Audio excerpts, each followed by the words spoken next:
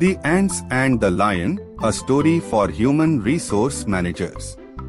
Every day, a small colony of ants arrived at work early and started work immediately. They produced a lot and were happy. The boss, a lion, was surprised to see that the ants were working without supervision. He thought, if the ants can produce so much without supervision, wouldn't they produce more if they had a supervisor? So, the lion recruited a cockroach who had extensive experience as a supervisor and who was famous for writing excellent reports. The cockroach's first decision was to set up a clocking in attendance system. He also needed a secretary to help him write and type his reports. He recruited a spider who managed the archives and monitored all phone calls.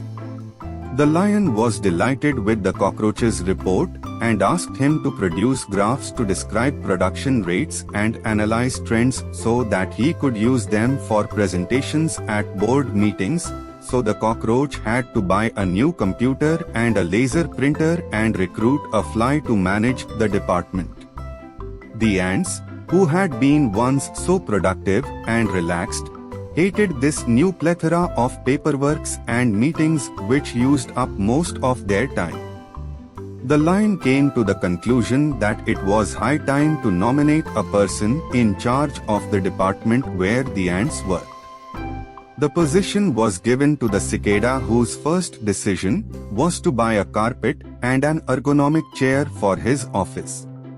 The new person in charge, the cicada, also needed a computer and a personal assistant who he had brought from his previous department to help him prepare a work and budget control strategic optimization plan. The department where the ants work is now a sad place, where nobody laughs anymore and everybody has become upset. It was at that time the cicada convinced the boss, the lion, to start a climatic study of the environment. Having reviewed the charges of running the ants department, the lion found out that the production was much less than before.